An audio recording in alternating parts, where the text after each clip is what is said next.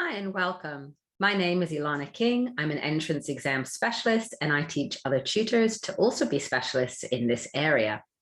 I particularly like and specialize with 7+ entrance exams, working with 5- and 6-year-olds. And in this video, I'm going to give you some tips on how to improve sentences in composition when you're working with this age group. So composition is a part of the 7+ entrance exam. Students need to write a full story, and what they're really being tested on is not only the structure of the story and their imagination, but also their vocabulary and their ability to really write wonderful sentences with description in them. So how do you do this on a prolonged basis and really keep them engaged? And one of my favorite tips and tricks for this is rainbow writing and rainbow sentences. So I'm going to explain to you what that means, but you need a few tools to start off with. Now, my personal favorite, and I never go to a session without it, is an A4 whiteboard and a pack of colored pens.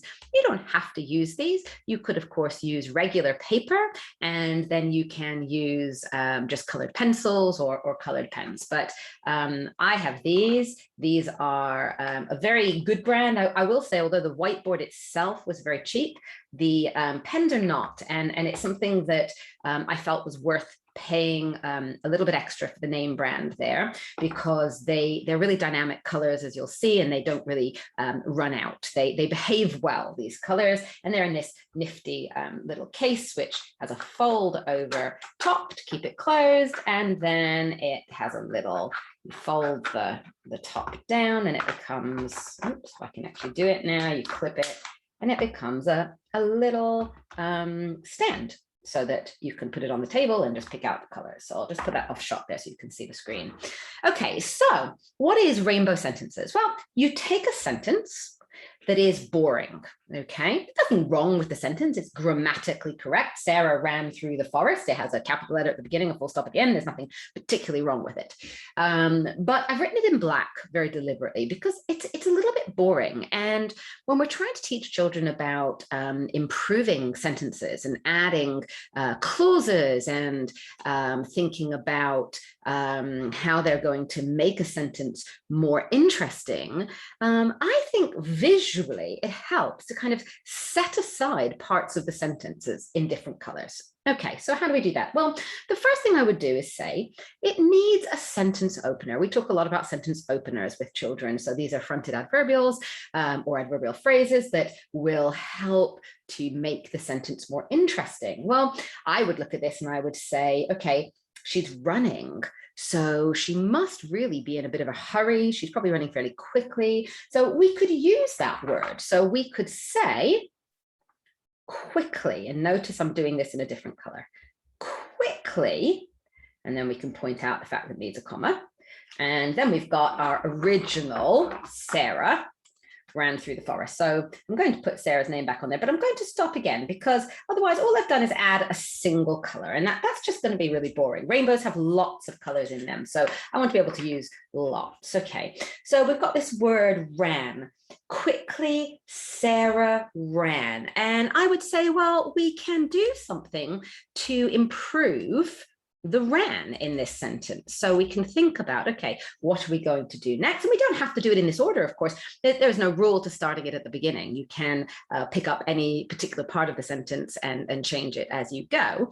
But I'm kind of just working through it from the beginning because logically, to me, it seems the best way to do that. Okay, so we look at the word ran, and it's a really good point at which you could just remind what type of word that is, ran. Okay, is it a noun? Is it an adjective? No, it's a verb, and it's a good chance to point that out. Okay, quickly, Sarah ran, and I would say as fast as she could. Seems the logical, so we add a little clause. So I'm going to use a different color, as fast.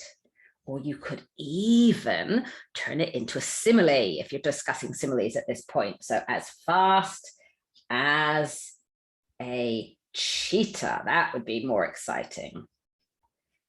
As fast as a cheetah. So quickly, Sarah ran as fast as a cheetah. And then we're going to obviously go back to what we had, through the Okay, well, there's not many adjectives, if any, in here. There's no adjectives, in fact. So what kind of forest is it? Let's use this as an opportunity to think about bringing in some kind of descriptive words. And, you know, I would talk about the fact that it's a little bit spooky, maybe. So it's not going to be a bright and sunny forest, is it? It's going to be a thick and maybe dark forest. We'll go back to the original black because that was part. Oops, I think we've missed the word the. We'll just add that in through the thick, dark forest. And we could add our full stop here. I mean, we've improved the sentence, but I would say let's not add a full stop in at this point. Let's think about how we could extend this sentence, okay? What's happen, cause and effect. Why is she running through this thick, dark forest so quickly, as fast as a cheetah? Maybe she's heard something. Maybe she's scared of something. So we can add that in. So we'll take another color. Listening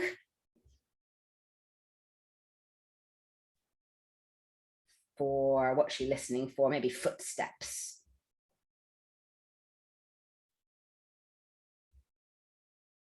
Behind her.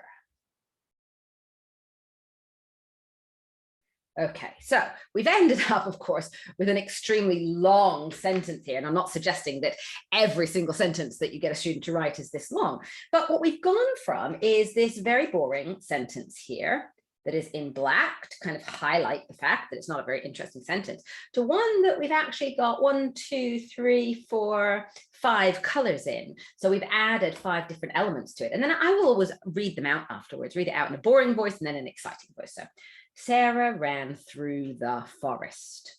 And then we'll have quickly, Sarah, as fast as a cheetah. Oh, we're missing a word in here. I've just spotted. Sarah ran. Let's get that word back in there. Sarah ran as fast as a cheetah through the thick, dark forest, listening for footsteps behind her. And I sometimes get children to rate these as well. I say 1 to 10, 10 being the most exciting sentence you've ever heard and 1 being the most boring. Let's give a rating to the first one, and often they'll give it a 1 or a 2, and then let's give a rating to the second one, and of course they're going to say 10. So it's just a way of kind of demonstrating the difference between them. And this doesn't have to be done on a whiteboard. As I said, you can do it on paper.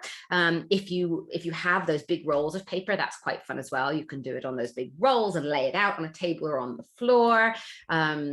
If you're teaching online, you can use an online whiteboard, of course, but that'd be very easy because it's got lots of different colors and you can move the words around. Bit paper is particularly good for that. All I would say is if you're going to do it that way, you'll want to just set up the sentence on there ahead of time so that you're kind of ready to go. So lots of different ways of doing it. You can give it as homework as well. So give them 3 or 4 different sentences, nothing to do with the full story, just 3 completely separate sentences that are boring, and ask them to turn them into rainbow sentences for homework. So it's a really fun technique. I hope it's given you some ideas on things that you can do with your students when you're preparing them for 7+ exams. And if you would like some more information on the training that I provide to help you become an entrance exam specialist, just have a look in the bio. Thank you. Goodbye.